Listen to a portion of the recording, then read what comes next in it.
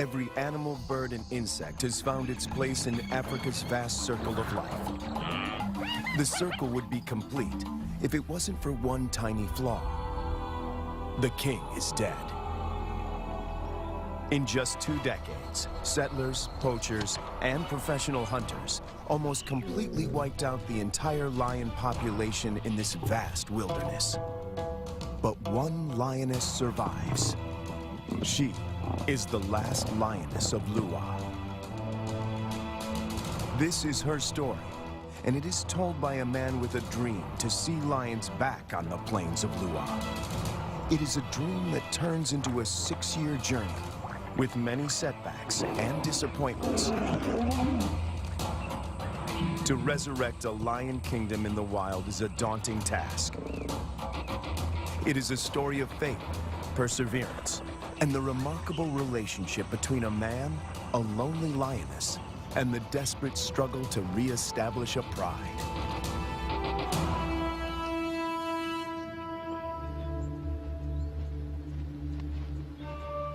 The indigenous people of Lua know that a single lioness roams this plain.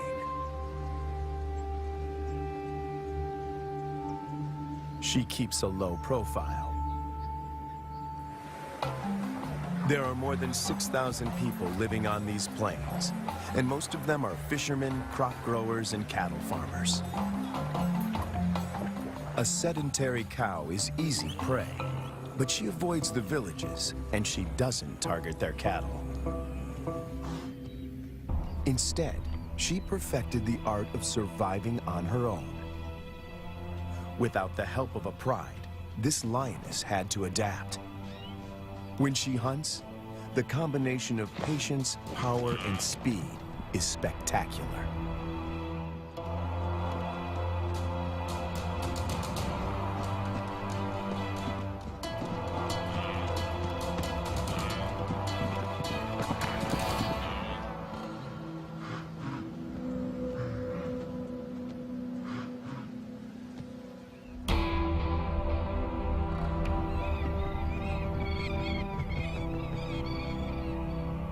This female is about 6 years old when she steps into the viewfinder of Herbert Brouwer, a wildlife cameraman.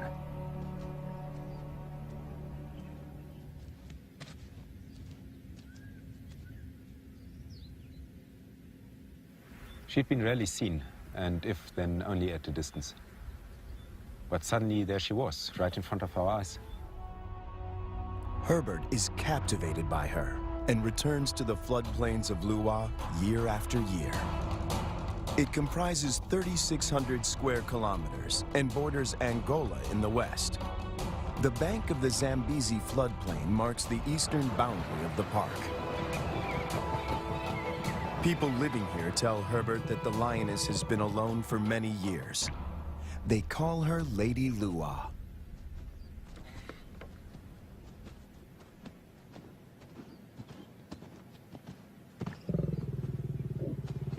When she rolls for him, a bond develops between them that will have far-reaching consequences. There was one thing, though, that she could not overcome, and that was her isolation. It took me 3 years of filming here on the plains, though, to understand how lonely she really was. At night, she follows Herbert into his camp.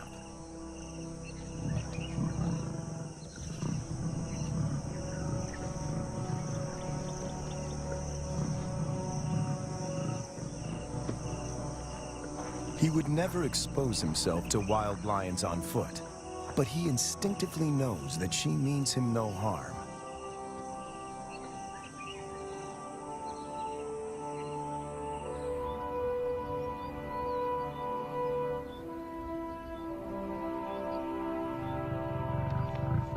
It is true that female lions can survive on their own, but they only thrive as members in a pride.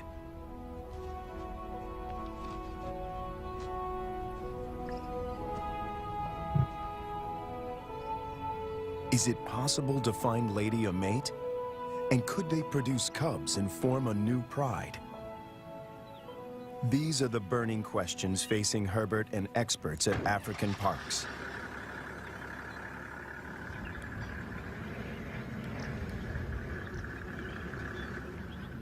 Craig Reed, a manager at African Parks, and veterinarian Dr. Ian Parsons face a dilemma. Reintroducing a full pride of lions into Lua could cause havoc. If one cow is killed or one person attacked, the local population would be up in arms. If they find her a mate, she will hopefully teach him and their cubs to stay away from cattle and people. The project is even more viable if she can transfer her impressive hunting skills. It takes 4 years of detailed planning to get the project off the ground. Lady is now collared to keep track of her movement. The average age of a lion in the wild is 16. She has about 6 years to produce a litter.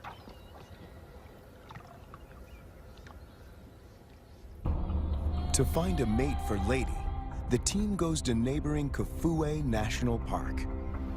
Audio recordings of lionesses lure the males.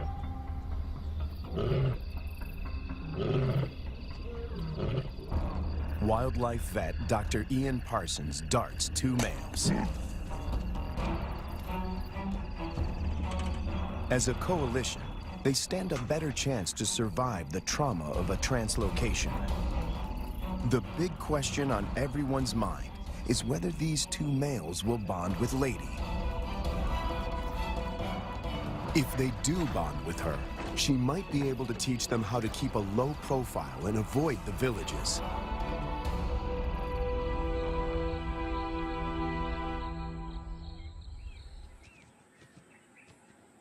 The 2 lions wake up in an enclosure, or a boma, right in the middle of Lady's core territory.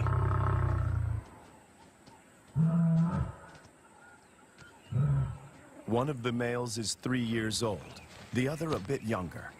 Lady is almost 8 years their senior. The age gap is intentional. Older lions might not submit to Lady's authority. Hopefully, these youngsters will.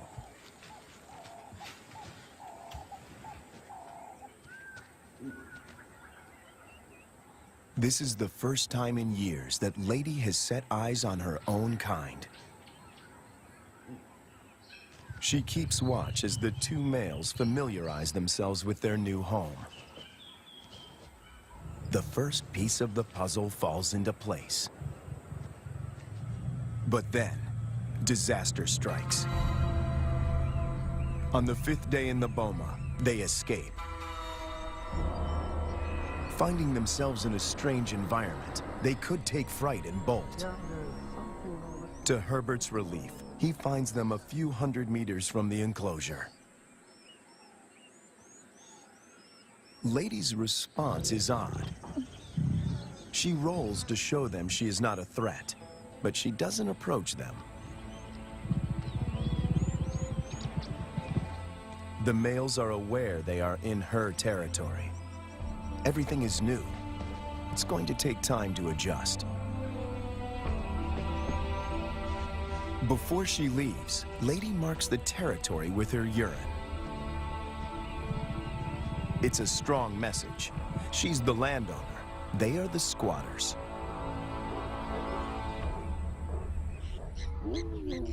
And then she leaves them. The presence of 2 new lions in Lua has a huge impact on the local residents. It's not only villagers that are now at risk. The arrival of the 2 lions jeopardizes the hyena's position of power.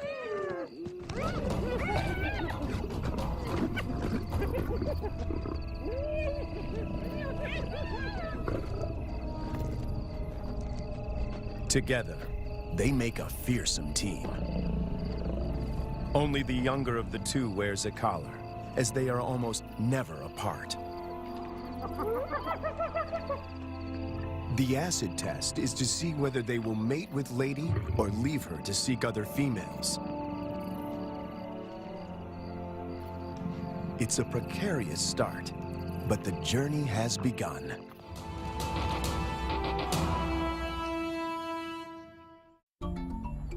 almost 3 years go by without incident. It's November, the beginning of the rainy season. Thousands of wildebeest pour into Lady's territory. The males are hardly recognizable. They are now almost 6 years old, and their bodies are beefed up, their manes more pronounced.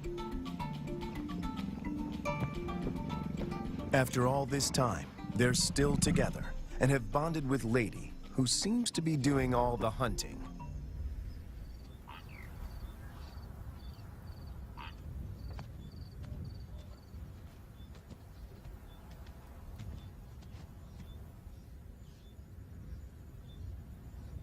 She targets wildebeest, almost twice her size.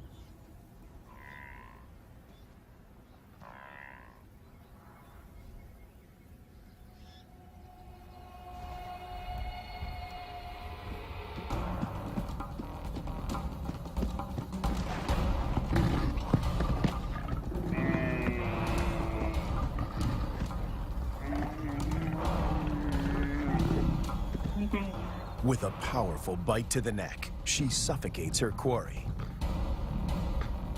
It's all over in minutes. The meat from a small calf could keep her going for a few days, but she's not hunting only for herself.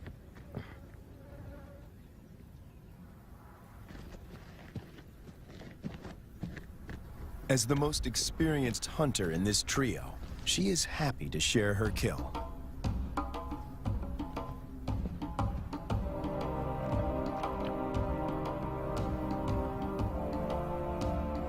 The fact that she allows the males to join her, and that they don't chase her off the carcass, is significant. Eating together is the first building block of a pride.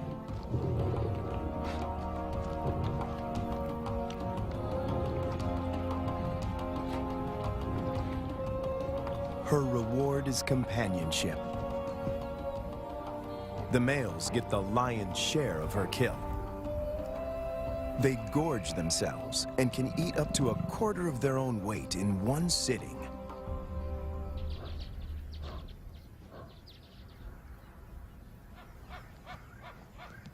For the first time, Herbert sees the two males compete. It is the younger of the two brothers that emerges as the dominant male.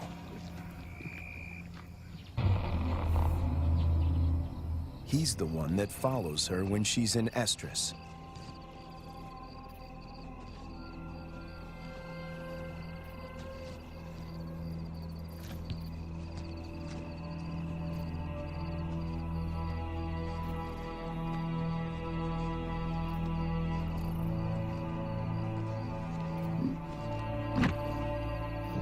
He grimaces, curling back his lips to expose an organ in the back of his mouth that picks up faint chemical pheromones. He can smell that she's in heat.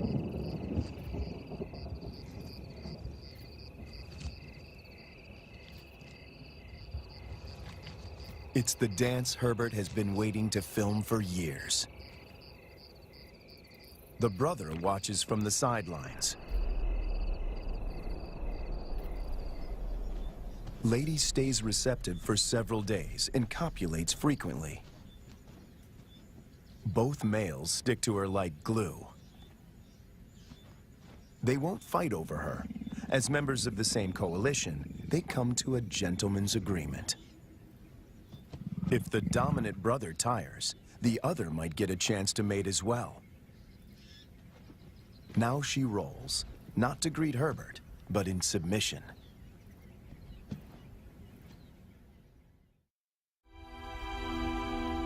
When Herbert returns a year later, there are still no cubs. It's a huge disappointment. Lady is now almost 13 years old, and Herbert and the team must consider the possibility that she is infertile.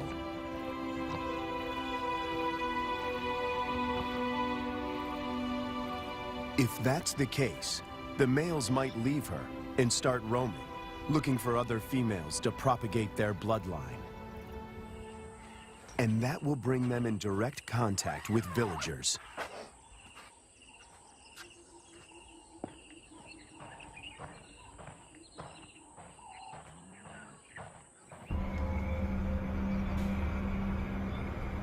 the team decides to import 2 young females. And that takes them back to Kafue.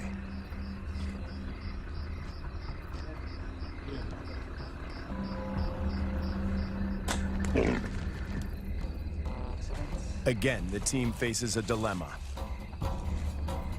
If the females are too old, they might injure Lady or drive her out of her territory. Too young, and the males might kill them.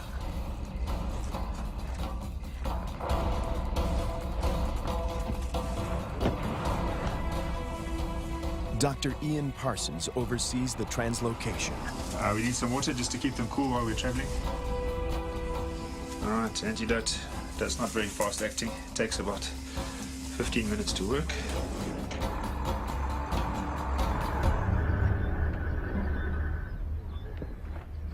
Tranquilized and blindfolded, the 2 females begin their journey to Lua.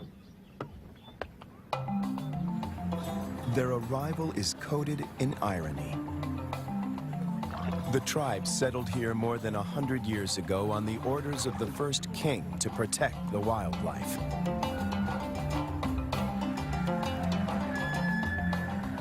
But many of them have never seen a lion. And yet lions have always played an important part in the biodiversity of Lua. African Parks aims to restore the imbalance.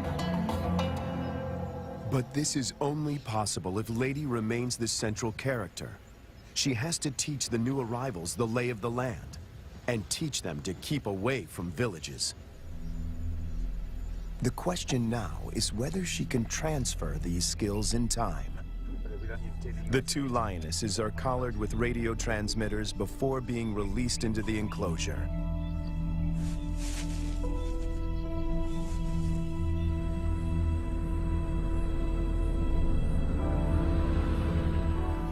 Lady's world is about to be turned upside down once again.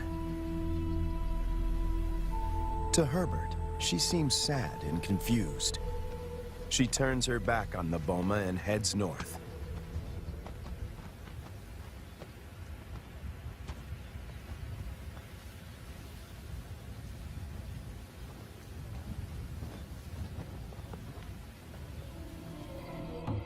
The males, on the other hand, are very interested.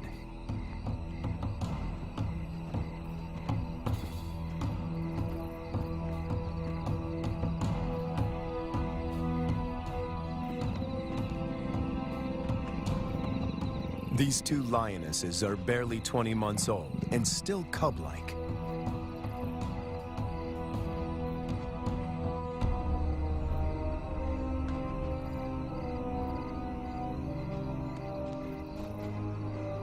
Male lions are known to kill cubs they haven't sired. No one knows how this will play out.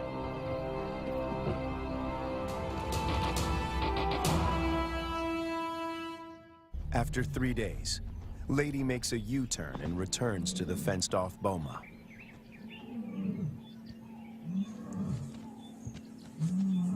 The 2 young females respond to her calls.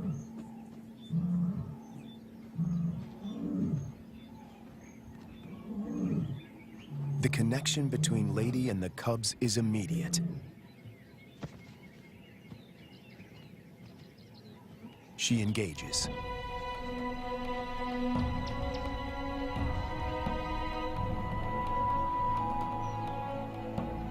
Cats are vulnerable when they expose their undersides. When they roll, they express submissiveness.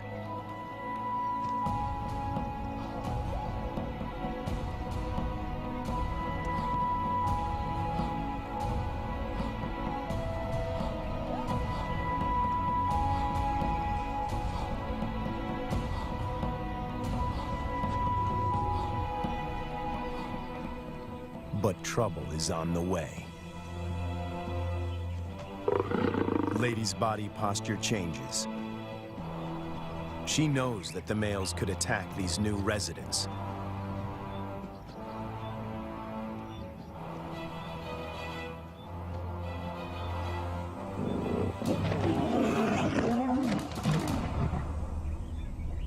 Ears back, every muscle contracted.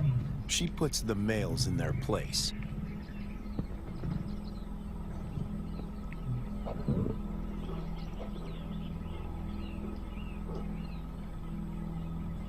Four cats now crowd her space after years of solitude.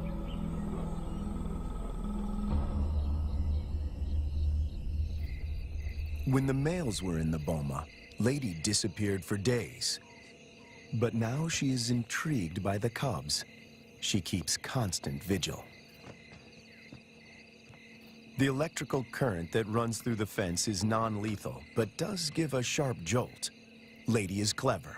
She discovers a broken wire and tries to gain access where the circuit is breached.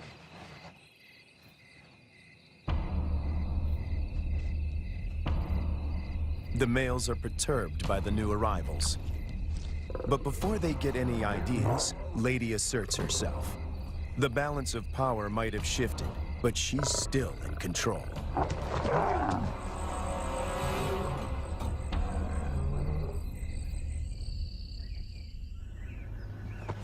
After 5 weeks in the boma, the team feels the young females are ready to be released. Not sure how the males will react, they lure them away with a fresh carcass.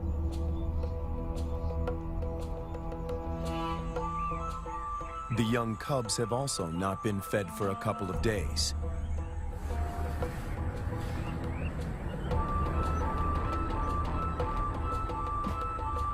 When the gates open, a new chapter begins.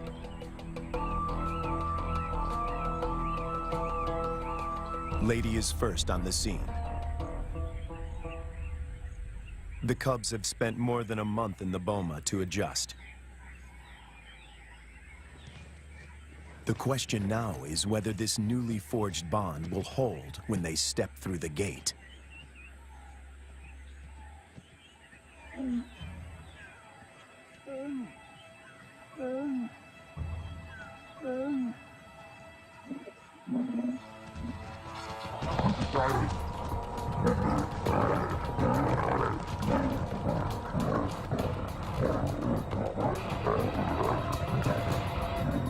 The first encounter turns into a cat fight. But it is more show than anything else. If Lady wants to kill these cubs, she can do so in the blink of an eye.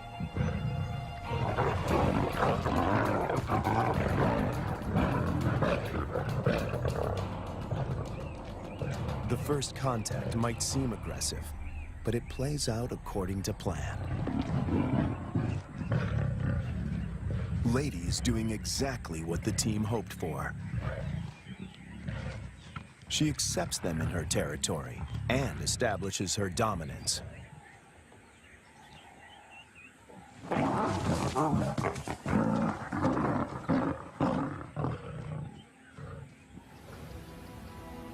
The landscape of Lua now looks very different from the days when Lady followed Herbert to his camp. Now 2 young and subdued females follow her.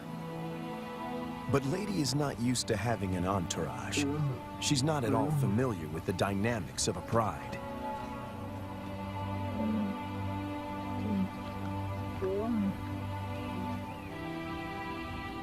Now that she has her freedom back, she does the unexpected. She abandons them.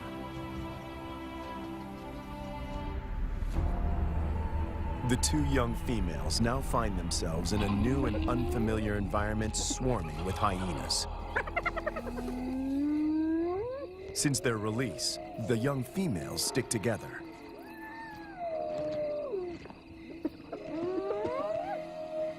But their lives are in real jeopardy.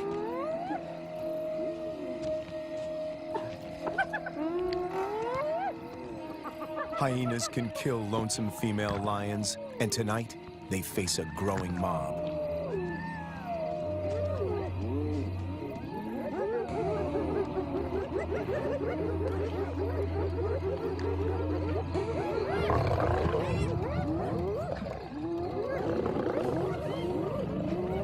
In no time, the newcomers are surrounded by a hungry and ferocious clan.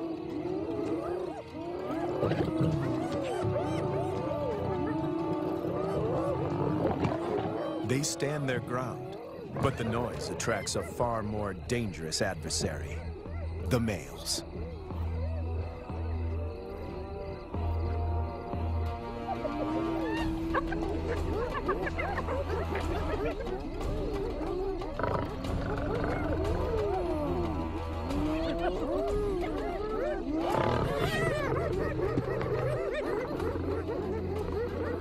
The two brothers have finally tracked down the youngsters in the wild, and Lady is nowhere in sight to protect them.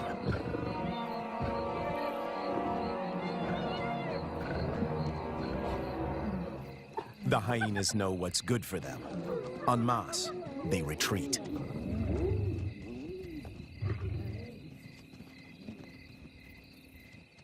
This is their first encounter with the males outside the boma. Anything can happen. The brown-collared female is first to bolt. The white collar is cornered before she can escape.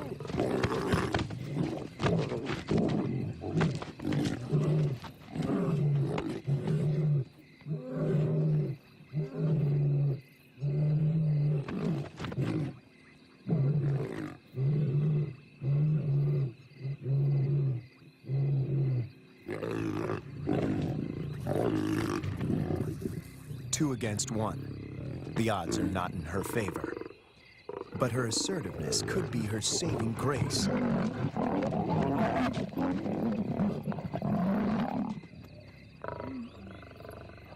At the right moment, she crouches in submission.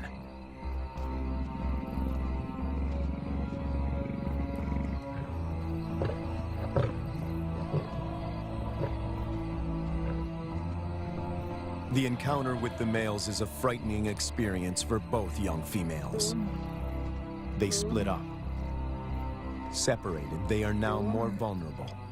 Danger looms for both of them.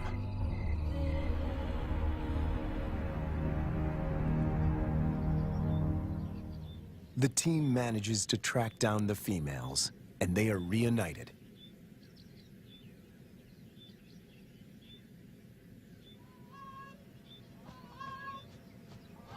It takes months before they settle down.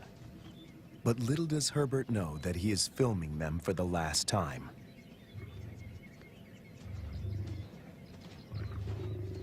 The next day, the brown collar is gone.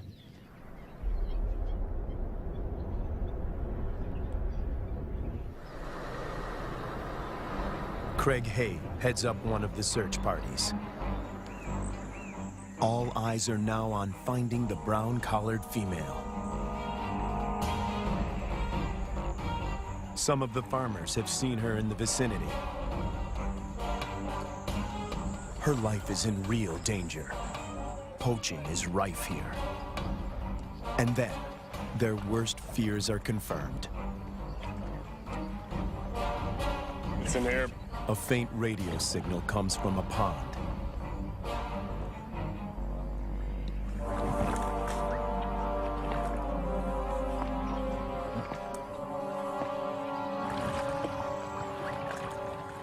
Guys, I got it. It is the brown collar.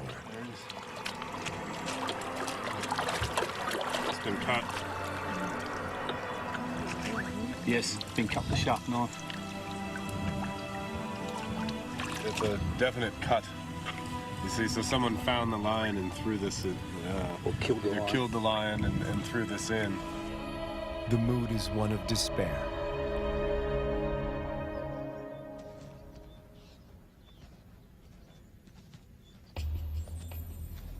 To complicate matters, the female in the white collar turns away from Lady's core territory and begins walking in a northwesterly direction towards Angola. Even if she survives, in time, she will outgrow the collar and suffocate. The dream to establish a pride in Lua begins to unravel. In an unexpected twist, the males follow the white-collared female to Angola. The further they move away from Lady's core territory, the less influence she has in keeping them out of danger zones. A rescue mission is launched to find the white-collared female and the males before they cross the border. Dr. Matt Becker, who runs the Zambian Carnivore Project, joins the search party. He spots the white-collared female a few kilometers from Angola. They dart her, but she runs into the reeds and almost drowns. She's breathing really well. It's a close shave. It's now 10 to 6. We have 40 minutes. She's good. We won.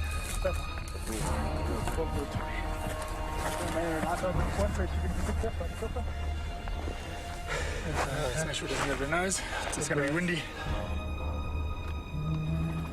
The rescue mission is tricky. The small helicopter can barely lift her, and the ground team must help before the pilot manages to get his precious cargo airborne.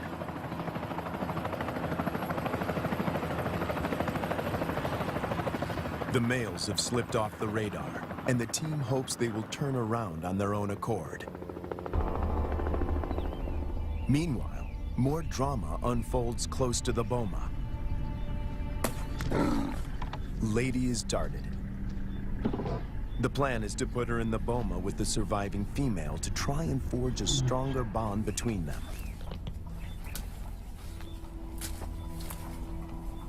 It is the most difficult decision the team has had to make until now. Lady has never been deprived of her freedom. She gets a quick medical checkup and a new collar. The young female, tranquilized, is already in the boma.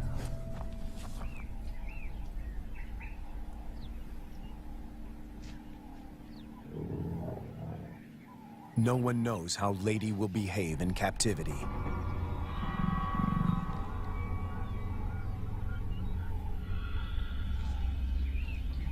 Locked up and frustrated, she could turn violent and kill the youngster. A power struggle is inevitable.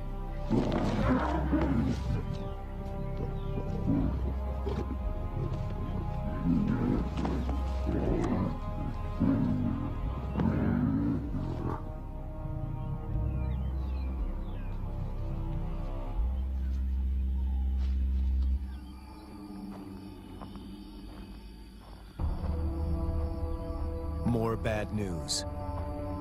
One of the males crosses the border and is killed by cattle farmers in Angola. Of the 5 lions, now only 3 remain. Would this be enough to start a pride? No one knows for sure. Lady, when she recovers from the anesthetic, is extremely agitated. She is on the wrong side of the fence and she can't dig her way out.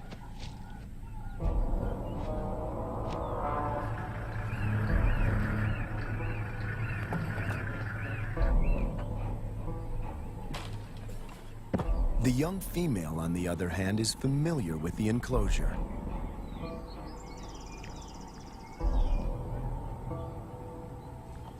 This puts her in a strong position to assert power and seize authority.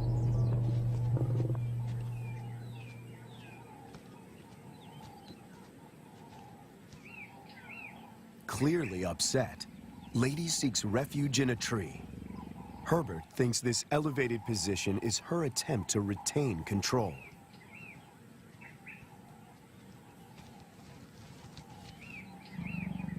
Hunger eventually tempts her down.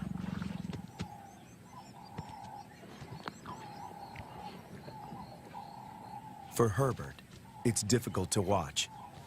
This is a situation which I never thought would happen, is that Lady would need to be put into the boma. Now, she's been roaming free for all her life, which is probably about 13 years, 14 years, and now she needs to be locked away. It's good, Lady. The tree becomes a central prop in this battle of wits between these two cats.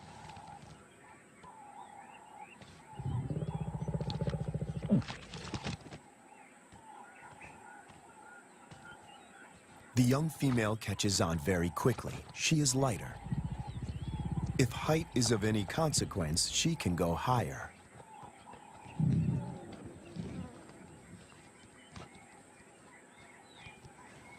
From her elevated position, the young female spots the surviving lion. He is just returning from Angola, alone. It seems as if every breakthrough in this project is shadowed by a new set of problems. The two brothers formed a strong coalition. They made this territory their own and for 4 years managed to stay out of trouble with the villagers. The hope of establishing a new generation of lions now resides with the survivor.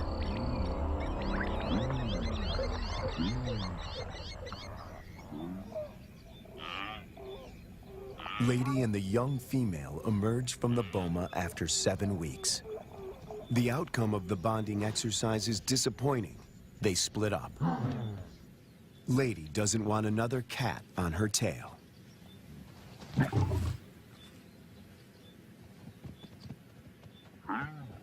But the time in the boma did benefit the young female. It gave her time to mature. She doesn't see the male as a threat anymore.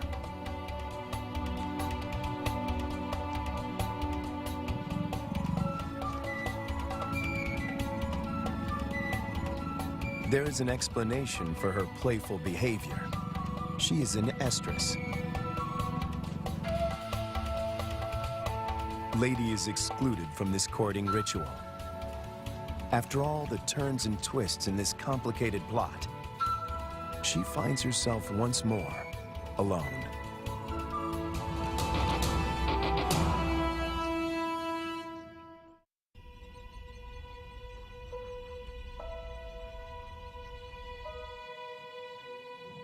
After hunting alone, the young lioness returns to the male.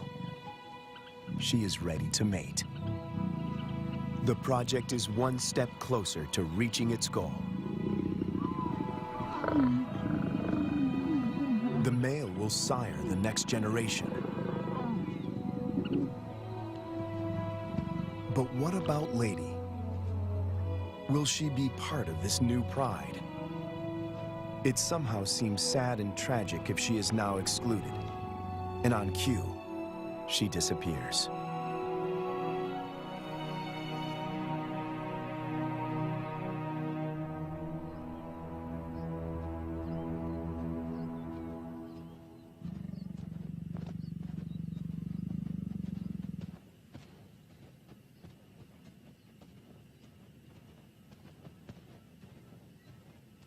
The male now follows the young female when she hunts. To feed both of them, she must target bigger prey.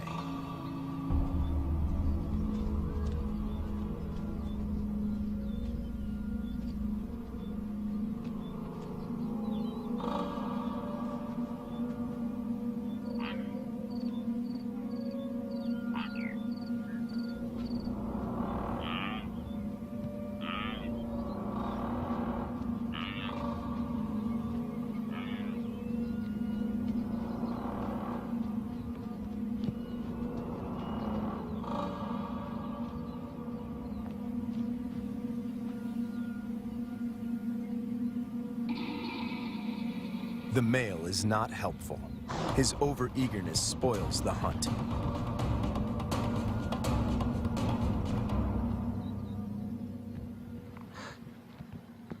Herbert is about to accept that this regent king and the young female are now the major players in this drama, when Lady suddenly reappears.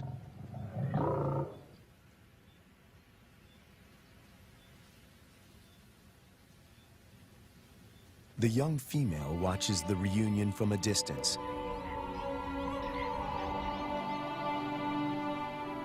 Over many years, Herbert and Lady somehow learned to recognize and respect each other's intentions.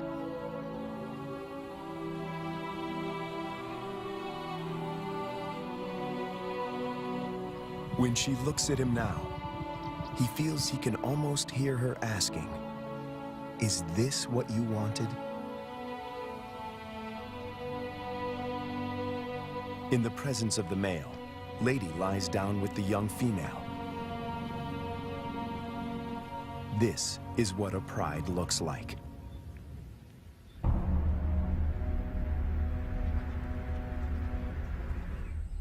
After so many years, all the effort and energy that went into this project seemed to pay off.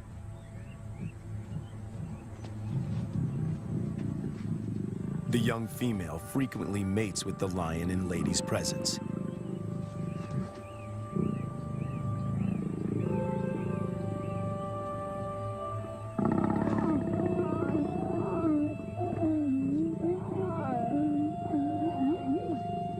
Females are the cornerstone of prides.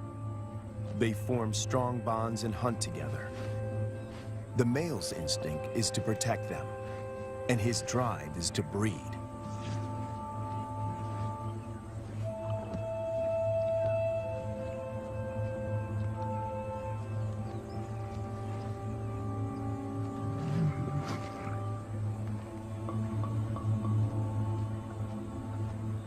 But a female in estrus that leads to mating is not a guarantee that this new pride is stable and secure.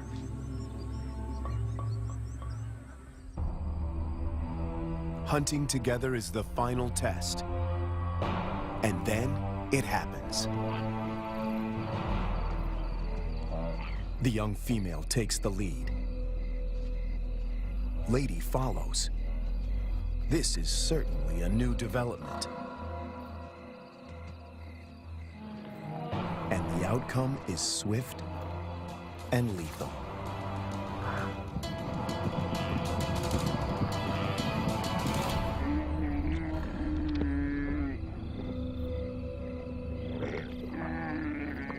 In all his years at Lua, this is the first time that Herbert films Lady not hunting on her own.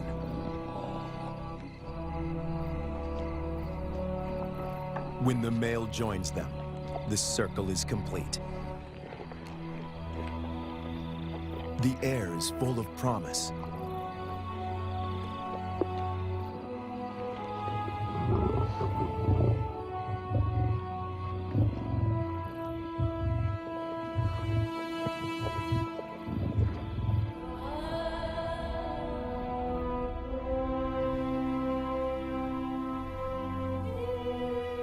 Lady remains the central force and protector of this new pride. She may not give birth to the next Lion King, but she will make sure that he has a kingdom.